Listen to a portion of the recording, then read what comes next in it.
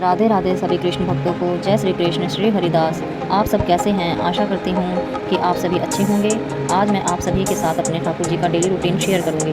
और अभी सुबह के 6 बज रहे हैं और मैंने अपने ठाकुर जी को जगा दिया है और अब मैं उन्हें पानी पिला देती हूँ। सबसे पहले उनको जगाते ही मैं पानी पिलाती हूँ। पानी पिलाने के बाद मैं अपने माधव लाला को, राधा रानी को, सांवरिया बाबू को स्नान करवाऊँगी। सभी ने जल पी लिया है, अब मैं अपने लाला को स्नान करवाऊँगी। सबसे पहले सांवरिया बाबू को स्नान करवा देते हैं। स्नान के लिए मैंने लोटे में जल ले लिया है तथा उसके अंदर थोड़ा सा गंगा जल भी मिला लिया है। मेरे सांवरिया लाला बड़े ही नटखट हैं। स्नान करते करते ये अपनी नटखट लीलाएं दिखाते ही रहते हैं। अभी इस समय बहुत ज़्यादा गर्मी है तो मैं अपने सांवरिया लाला को कॉटन के ही कपड़े धारण कराऊंगी। इस बात का आप सभी ध्यान रखें कि गर्मी में ठाकुर जी को कॉटन के ही वस्त्र धारण करें। देखिए मेरे लाला नहाकर कितने सुंदर तैयार हो गए हैं। अब मैं इनका श्रृंगार कर लेती हूँ। गर्मी के कारण मैं श्रृंगार भी हल्का ही रखती हूँ ताकि मेरे लाला को गर्मी ना लगे।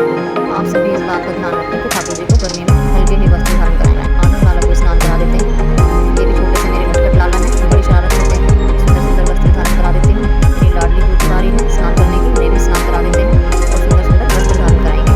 मैं अपने ठाकुर जी को और राधा रानी को डेली स्नान करवाती हूँ और रोज वस्त्र भी बदलती हूँ। देखिए हमारी लाडली भी तैयार हो गई है, हमारे माधव भी तैयार हो गए हैं। अब मैं इनको श्रृंगार कर रही हूँ। जैसा कि मैंने पहले बताया कि गर्मी है तो श्रृंगार हल्का ही रखें। ये हमारे माधव लाला तैयार हो गए हैं, उनको बंसी भी धरा देते हैं। और अब लाडली जी को तैयार करते हैं। मैं अपनी लाडली की चुटिया के लिए अलग अलग कलर के फ्लावर ला रखे हैं मैंने सजाने के लिए। जिस कलर की ड्रेस होती है उसी कलर के फूल में चुटिया में लगा देती हूँ। ये मेरी लाडली जी तैयार हो गई है, देखिए कैसी लग रही है। मेरी लाडली जी की चुनरी है, जिस कलर की ड्रेस होती है उसी कलर की चुन्नी में धारण कराती हूँ। और ये देखिए मेरी लाडो रानी तैयार हो गई है, कितनी सुंदर लग रही है मेरी लाडो। और ये मैं अपने माधव सांवरिया लाला को बड़े भी धारण करा देती हूँ।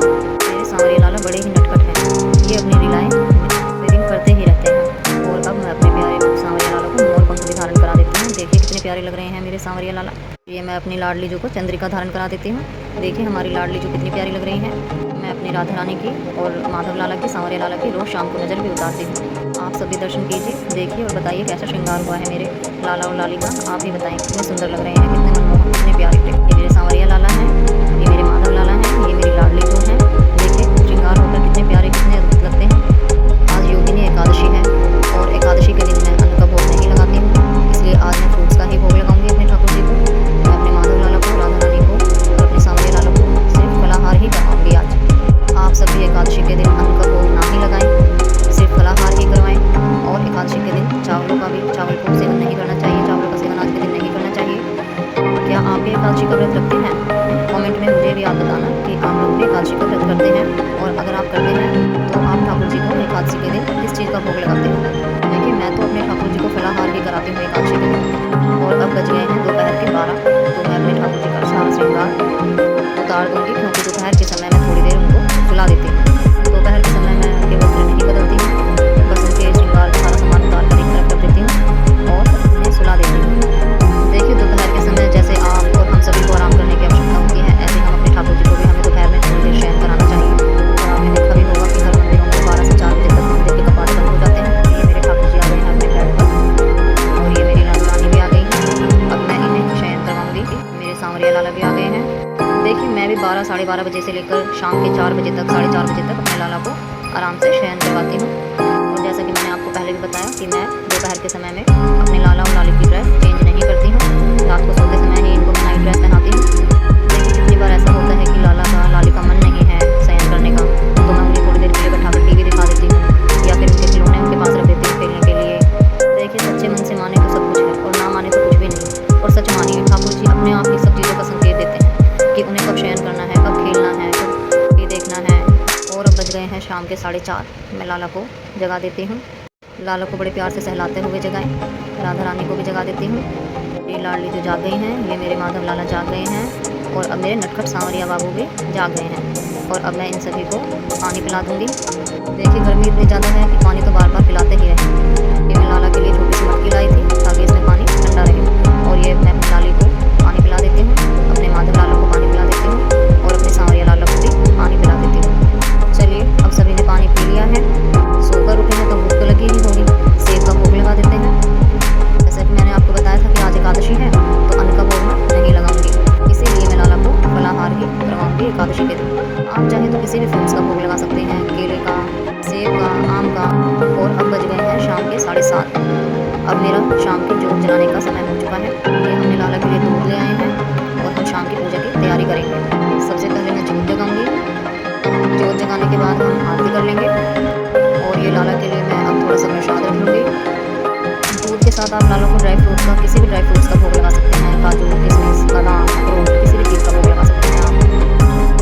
संध्या आरती का समय हो गया है। अब मैं आरती कर लेती हूँ। आरती करने के बाद मैं अपने ठाकुर जी को भोग लगाती हूँ। दूध के साथ मैं अपने ठाकुर जी को ड्राई फ्रूट्स का भी भोग लगाती हूँ। इसमें आप काजू, किशमिश, कोई भी ड्राई फ्रूट्स का भोग लगा सकते हैं। मैं अपने ठाकुर जी को दूध का 2 टाइम भोग लगाती हूँ। एक तो सुबह में भोग लगाती हूँ मैं अपने ठाकुर जी को दूध का भोग, और एक शाम को संध्या आरती के बाद दूध का भोग लगाती हूँ। शाम को 8:30 बजे मैं अपने ठाकुर जी को अन्न का भोग लगाती हूँ। लेकिन जैसे कि आज एकादशी है तो मैं आज अपने लाला को आलू और दही का भोग ही लगाऊंगी। भोग लगाने के बाद मैं अपने ठाकुर जी को या तो झूला झुलाती हूँ या फिर थोड़ी देर के लिए छत पर ले जाती हूँ। मैं अपने ठाकुर जी को कभी कभी बाहर भी घुमाने के लिए लेकर जाती हूँ। तो देखिए मेरी राधा रानी ने भोग लगा लिया है, मेरे सांवरिया बाबा ने भोग लगा लिया है, और अब मैं इनकी ड्रेस चेंज कर दूँगी और नई ड्रेस बना दूँगी ताकि वो रिलैक्स हो जाएँ।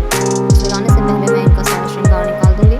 मैंने अपने लड्डू गोपाल की नई ड्रेस अपने हाथों से ही बनाई हुई है। अभी मैं इनको सुलाऊंगी नहीं, क्योंकि सुलाती तो मैं इनको 9 या 9:30 बजे तक हूँ। चलिए माधव लाला की भी ड्रेस चेंज कर देते हैं, इनका श्रृंगार भी निकाल देते हैं और इन्हें नई ड्रेस पहना देते हैं। सुलाने से पहले मैं अपने कन्हैया की इत्र से मालिश करती हूँ। हाथ तथा पैर में अच्छे से इत्र लगा के इत्र सेवा जरूर करती हूँ मैं रात को सुलाने से पहले। देखिए पूरा दिन मेरे कन्हैया थक जाते हैं, इसलिए मैं रात को उनको सुलाने से पहले इत्र सेवा जरूर करती हूँ। और ये मेरे माधव लाला ने पहन ली है नाइट अपनी ड्रेस, और ये हो गए हैं नाइट ड्रेस पहनकर तैयार। और अब मैं अपनी राधा रानी के भी श्रृंगार उतार दूंगी और उनको भी नई ड्रेस पहना दूंगी। और अब मेरे सांवरिया लाला भी इत्र सेवा कराने के लिए तैयार है, और मैं इनकी इत्र सेवा अच्छे से कर दूंगी ताकि इनको अच्छा लगे इत्र सेवा करा के। उनके हाथ पैर अच्छे से दबा दूंगी। चलिए अब मैं करती हूँ अपने गोपाल जी को सुलाने की तैयारी। सुलाने से पहले मैं अपने कन्हैया जी के हाथ पैर अच्छे से जरूर दबाती हूँ और उनको प्यार से बहुत ही आराम से सहलाते हुए उनको मैं सुलाऊंगी। देखिए ये सब आप सभी को देखने में बड़ा मुश्किल लगता होगा, लेकिन कुछ भी मुश्किल नहीं है। जैसे छोटे बच्चे को आराम से प्यार से ध्यान से रखा जाता है, ऐसे ही ठाकुर जी की सेवा भी करें। गोपाल जी की वीडियो कैसी लगी कमेंट करके जरूर बताना। मिलते हैं नेक्स्ट वीडियो में, तब तक के लिए राधे।